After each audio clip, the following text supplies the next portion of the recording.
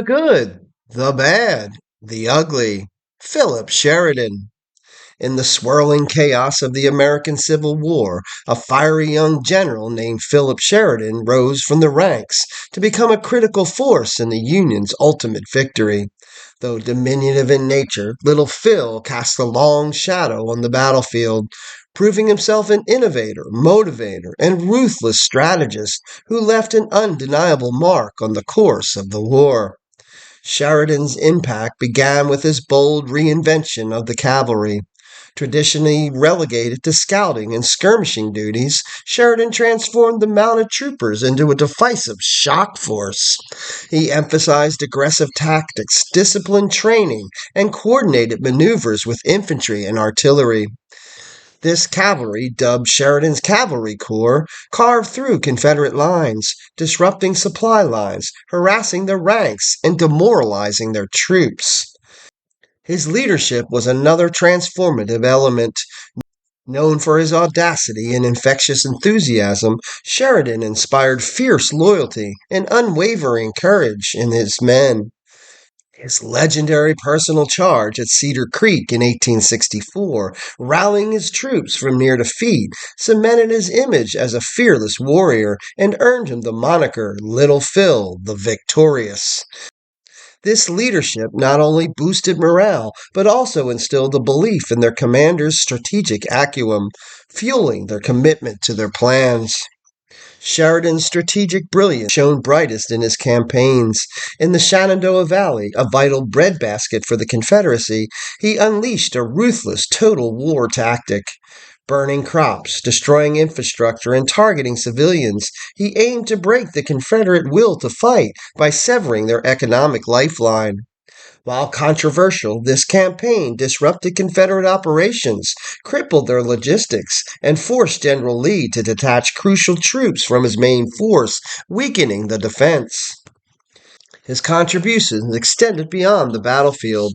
As Grant's right-hand man in Virginia, Sheridan spearheaded the final push that led to Lee's surrender at Appomattox. Recognizing the importance of logistics, he ensured his troops were well supplied, enhancing their efficiency and stamina during critical campaigns. He also understood the value of public opinion, masterfully leveraging the press to garner support for the Union cause and raise morale on the home front. Philip Sheridan's legacy is complex. His scorched earth tactics in the Shenandoah Valley remain a point of contention. Yet his undeniable brilliance, audacity, and leadership undoubtedly had a profound positive influence on the Union Army. He transformed the cavalry, inspired his men, disrupted Confederate strategy, and played a pivotal role in securing victory for the North. Little Phil, though often overshadowed by Grant and Sherman, stands as a testament to the diverse forces that propelled the Union to triumph in the American Civil War. While Philip Sheridan's brilliance and daring undoubtedly contributed to the Union's victory in the Civil War, his legacy is not without blemish. Examining his negative influence on the Union Army reveals a complex figure driven by ruthless efficiency that sometimes overshadowed the ethical boundaries of war. The most potent argument against Sheridan is his scorched earth tactics in the Shenandoah Valley.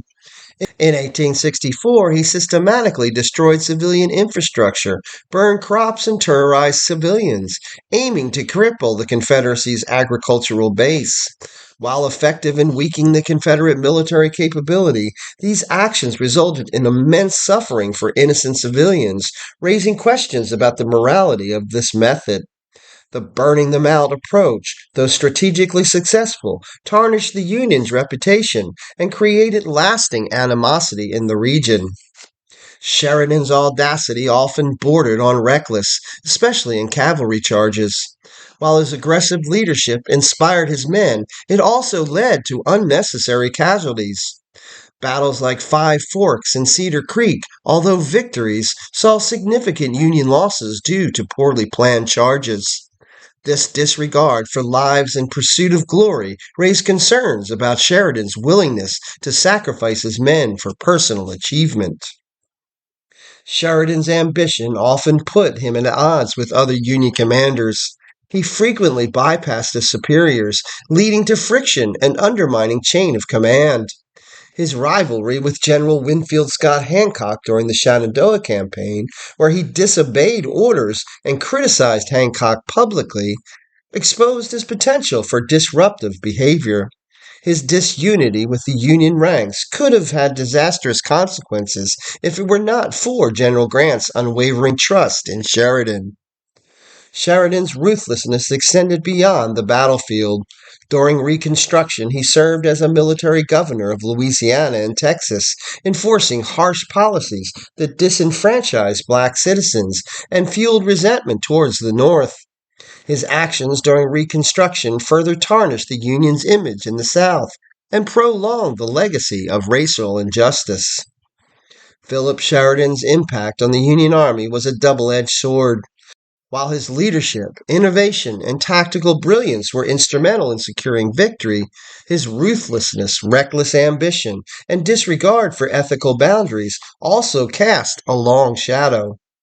Assessing his legacy requires acknowledging both his contributions and the human cost of his methods, providing a more nuanced understanding of this complex and controversial figure in American history. It's your history.